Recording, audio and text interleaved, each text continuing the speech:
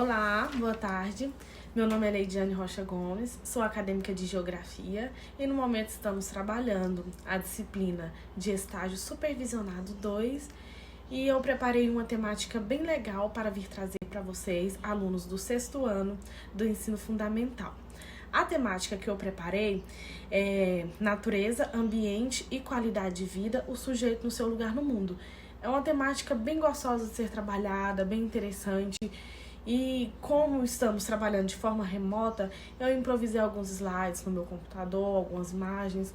Não vou estar disponibilizando vídeos para que a nossa aula não fique tão extensa e cansativa. Então vamos lá, dar início à nossa aula de hoje. Bem, o nosso objetivo de conhecimento voltado para a unidade temática, a qual escolhi para estar trabalhando na nossa aula de hoje, está voltada, no entanto, para as diferentes formas do uso do solo, diferentes do uso dos recursos hídricos, práticas humanas na dinâmica climática, diferentes tipos de paisagens e também modificação das paisagens por diferentes grupos sociais.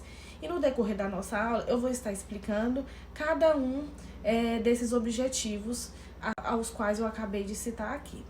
E vou estar mostrando algumas imagens e logo após vou estar explicando detalhadamente. Sem mais delongas, já vamos começar pelas diferentes formas de uso do solo, né? E para podermos compreender mais sobre essas diferentes formas de uso do solo, temos então que saber qual o conceito de solo. E esse conceito nada mais é, né, que o resultado de decomposição das rochas, de uma ou mais rochas, né? E o solo é, no entanto, a camada superior da superfície terrestre. E ele geralmente apresenta alguns elementos. Quais são esses elementos? São os minerais, a água, a matéria orgânica e também o ar.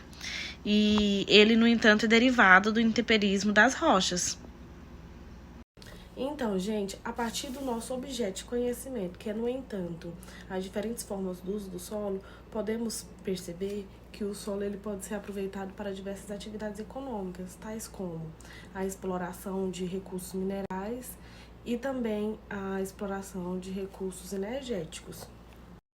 Então, pois é a partir do solo, né, que retiramos minerais, rochas, minérios, que são utilizados no nosso dia a dia e que também serve de matéria-prima para a atividade industrial. Que tipo de atividades industriais? Né?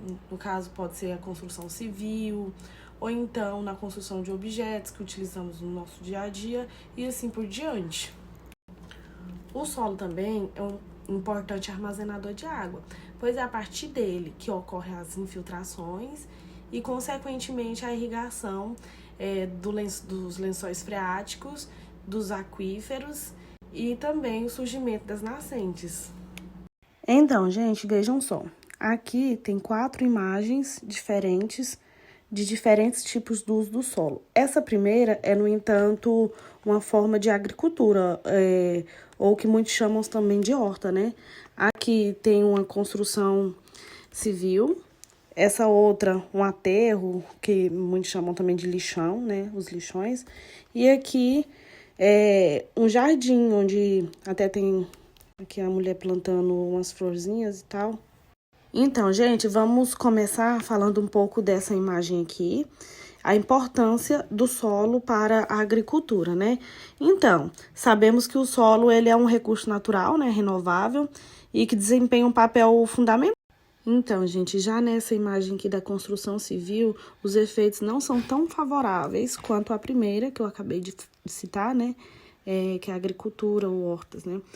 Nessa imagem aqui de construção civil, ela gera muitos impactos, né? Pois, de certo modo, pode destruir, né? Destruir as áreas verdes. E mesmo de maneira indireta, né, quando a construção civil utiliza recursos naturais provenientes da mineração, como ferro, aí gera poluição atmosférica e produção do cimento, né, e do concreto é um alimento poluente e libera dióxido de carbono, e este é um dos principais gases, né, do efeito estufa. Já essa terceira imagem aqui é bem nítida, que vemos vários lixos. Um dos principais problemas causados, né, por esses lixões a céu aberto é a contaminação do solo porque quando a matéria orgânica proveniente desses resíduos começa a se decompor, ela produz um líquido chamado chorume e ele é extremamente prejudicial se entrar em contato com o solo. E por último, temos essa imagem de um lindo jardim, que como eu falei a princípio, né, que o solo é um conjunto harmônico, né, que inclui o ar, água, minerais, matéria orgânica e seres vivos, né, que apesar de variáveis, eles irão proporcionar o meio para o crescimento das plantas e devido à sua capacidade de fornecer ar, água e nutrientes para as suas raízes, né, o mesmo então é a base para a obtenção de um jardim bonito e saudável como esse.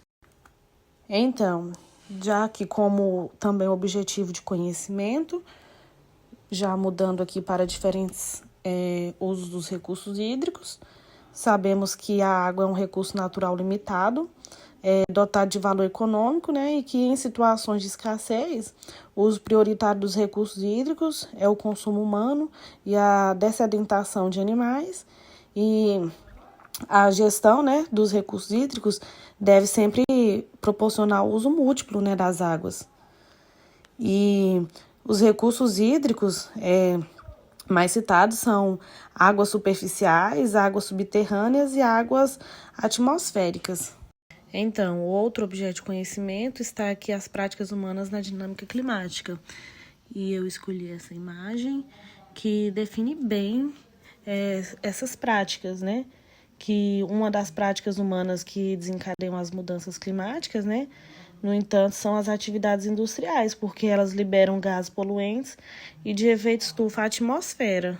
Então, já com relação aos tipos de paisagem, gente, as paisagens, ela pode ser classificada em duas categorias, que é, no entanto, a paisagem natural, que é essa daqui, a qual eu vou falar um pouco sobre ela agora, e a paisagem cultural ou antrópica, que eu vou mostrar logo a seguir. Essa paisagem aqui, que é a paisagem natural, é aquela que dispõe predominantemente de elementos naturais, né? Sendo esses pouco ou nada modificados pelas atividades antrópicas, e a sua transformação fica por conta dos próprios agentes naturais. A outra paisagem que eu citei anteriormente é essa daqui, né, que é a paisagem cultural ou antrópica. Essa daqui é aquela paisagem formada a partir da ação transformadora das atividades humanas e que também por elementos da natureza, né, que sofrem modificações pelos mesmos agentes ou que foram posteriormente incorporados. Por fim, temos aqui a modificação das paisagens por diferentes grupos sociais, que, no entanto, eu fiz um resuminho completo e estarei lendo para a finalização do nosso vídeo. Na busca por um ou mais conforto, progresso ou simples vantagem econômica, o ser humano acaba por realocar os recursos naturais, mudando as configurações do ambiente em que vive. Isso se dá através de atividades como o corte de árvores, o tratamento do solo, criação de animais domésticos, a construção de edifícios, estradas asfaltadas, perfuração de montanhas para a abertura de minas ou túneis, ou ainda o lançamento de resíduos orgânicos industriais no ar, rios e mares. Com essas e outras modificações, temos a paisagem geográfica que nos rodeia, misto de elementos naturais e processados. Pois bem, essa foi a nossa aula de hoje, voltada para os alunos do 6º ano do ensino fundamental. Espero que tenha gostado e utilizei todos os recursos materiais aos quais foram citados no meu plano de aula, que foi a utilização do celular, o computador, a exposição de imagens, fotos e desenhos. Não utilizei vídeos para não tomar muito tempo, não ficar uma aula muito extensa e cansativa. E, enfim, é isso e espero que tenha gostado.